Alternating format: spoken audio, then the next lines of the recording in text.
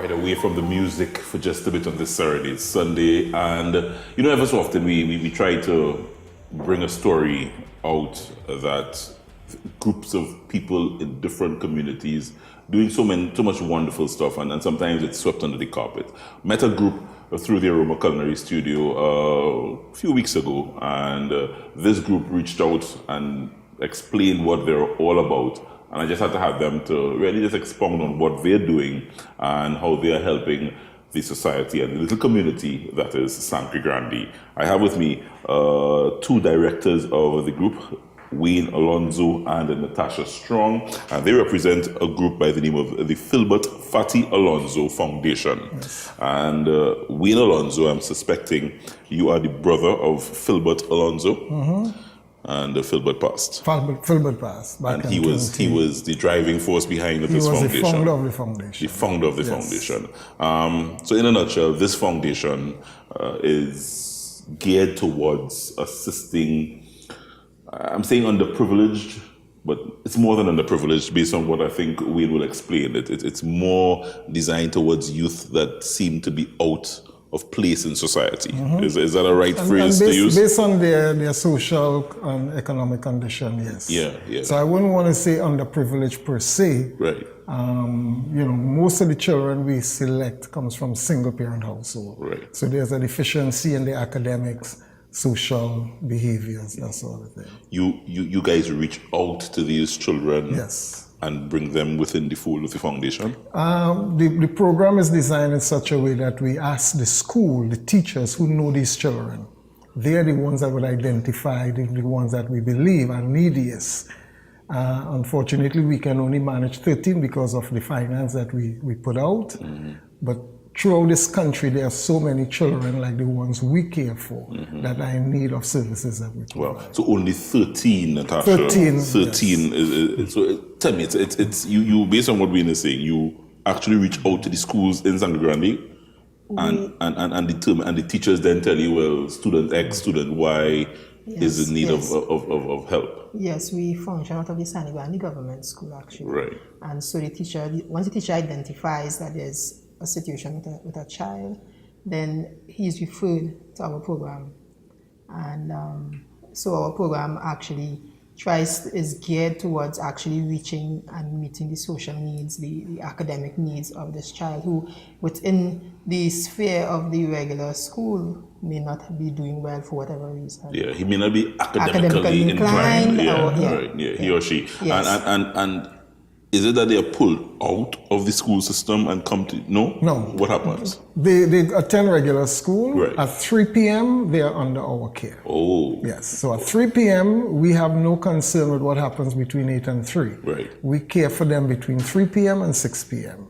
So we have a schedule of activities that take place within that 3-hour period. Every day. Every day? Every day, Monday to Friday. Wow. Yeah. Yes. Every day. Demanding on the young people? It is very exciting because, the program is structured in a way that is more practicalized activities. We definitely stress on the academic, but the activities are very practicalized activities. Monday, Tuesday, Wednesday, Thursday, Friday, they have different activities, including culinary arts. So Natasha, coming back to you because we avoided demanding on the young people. Is it they go to school, as I said, from 8 to 2:30, thereabouts? Thereabouts, and at 3 they do their homework, what would have gotten in regular school. Right. So we have two teachers who are based at the school, right. Mr. Hassan and Ms. Francis, and they take them through their academic homework that the mainstream teacher would have given to them. Right. And so after an hour of that, we take them now and we do every day do a different activity. So we will. Natasha, just you also avoiding my question. Explain the man. Yeah. So these young people will have a school day. Yes. Monday to Friday. Yes. From 8 in the morning to 6 p.m. You say if you consider that a demand, you're frightened a little bit, yes. But I think the 3 hours, to me, because it's a whole change of scene. Yeah. I don't see it as the children does not express a sense that there is stress. Right. I think they enjoy every minute that they're with us. I guess it's because of the way the program is structured, and having tutors like Natasha, like I said, because of that relating, dealing with issues that is not just learning to cook, but when you hear parents saying, "Thank you for teaching my child to cook. They did lunch for me on Sunday." They look forward to those things. So in other words, it's not a straight classroom, straight jacket type of setting. No. And let me just go through some of the things before you expound, Natasha. Based on what I'm seeing here, so they learn a little bit of culture, steel pan, handicraft, they learn dance, culinary arts, and physical education. Yes, they do. I think one of the things we need to also realize is that these are children, a lot of them is single parent home, and so at the time after school, they are going home to a house that may not have an adult supervision, right? So the parents may come in at this hour that we are now dropping them off. So having activities after school that will actually, because we try to mentor the whole child. It's not just filling them with activities as if it's just a take up time, but we try to mentor, try to reach the child at their need, you know. So I think that it's not demanding. It may sound as if it's demanding, but to them it's actually something positive to do after school rather than going home and have no supervision. And find themselves in trouble. As I said, the reality is most of these children are single parent, from single parent. Very limited supervision. So really it is a pity that, only 13 children only can be 13 because you know, we find ourselves where funding this program is very difficult. I would imagine. And so you find even the members, we do as much as we can on our own. We don't place any demands on the parents. We don't place any demands on the child. We fund this program because before they start to work, they have to be fed. So we make sure they have a meal, something to drink. We ensure that all the material needed is provided. For example, handicraft, we have to provide material for them to do the work. The culinary arts, we have to provide the meals for them to cook. And so we provide these things at a free cost because we understand that the child, the ability to pay for these things may not be available. And so we want to make sure that the child is not left behind because of their lack of being able to pay for these things. You will obviously need some sort of assistance as you continue. Have you reached out to government authorities? We do get some help. The Ministry of Community Development, they saw value in the program and they have been giving us some assistance. Fortunately for us this year, the NLCB saw the value in what we're doing. They have been reaching out to us. We do our cake sale and we do our brunch and we do our tea parties. Self-funding. Self-funding. We have friends within the community that would provide items, if not cash, but in kind. And parents, you know, they come through when we need them. And I think literally saving a few young men and women off the streets.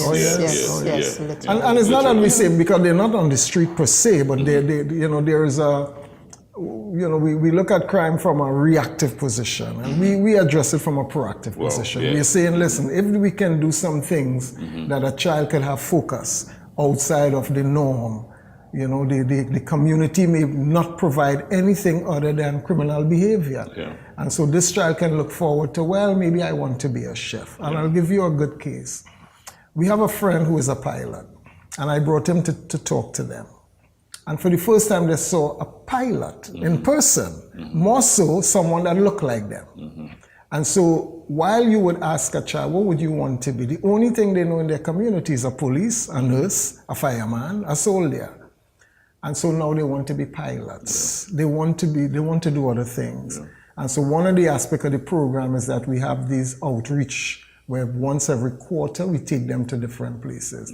We had them at TTHTI where they had a full array of persons who were providing, you know, these services to them. We took them to NOC to show them that it have ordinary people flying helicopters.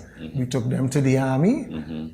Some want to be doctors and nurses, so we're planning a trip to the hospital so that they understand the connectivity between academics and career. Yeah, right. It's very important. So I remember Natasha did reach out to me, and I said I will make myself available, guys, anytime. But I said, you know, once you, do you need a plane to get to Sangre Grande? Not yet. No, not yet. I can drive all the way to Sangre Grande. You can.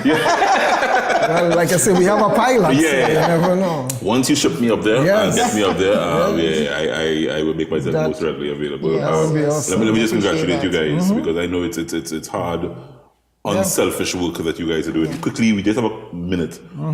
Philbert Alonzo, Philbert Fatty Alonzo. He was the Yes, the gentleman and to behind this. understand it, you know, people ask me why you name the foundation after a person. Yeah. To understand what we do, you have to understand the person. Yeah. He fathered a child out of wedlock. The mother moved from the town. He didn't have access to the child for a number of years. It was at the age of 10 years that child found him. But at that time, because of his illness, he was blind. Never saw the child. And finding out about all the movement that the mother put that child through over the 10 years prior, he was really moved to feel that if I couldn't do this for my son, I will do it for other children. And it was on that premise that he decided to start the foundation. Wow. Yeah. Philbert Fatty Alonzo Alonzo. Foundation out of Sangre Grande. I want to thank Natasha and Wayne for dropping by this morning. Just throw out two quick numbers, guys. If someone is looking on and wants to assist in some way, throw 7248898, that's our secretary, treasurer, Ms. Sharon Mbe. Yeah. And my number is 7280816. We put those numbers on at the screen, and if you want to help this foundation, also I think just encouraging more like it to happen throughout the communities of TNT, because I think it's so important that we spread this sort of love with so many young people. I just think I like what you said. Sometimes we react and we need to proact. Proact, if I can use that word. Thank you very much, guys, for dropping by this morning. Thank you, sir. Back to the music, guys. Come on back. This is Serenade Sundays on A Cup of Joe.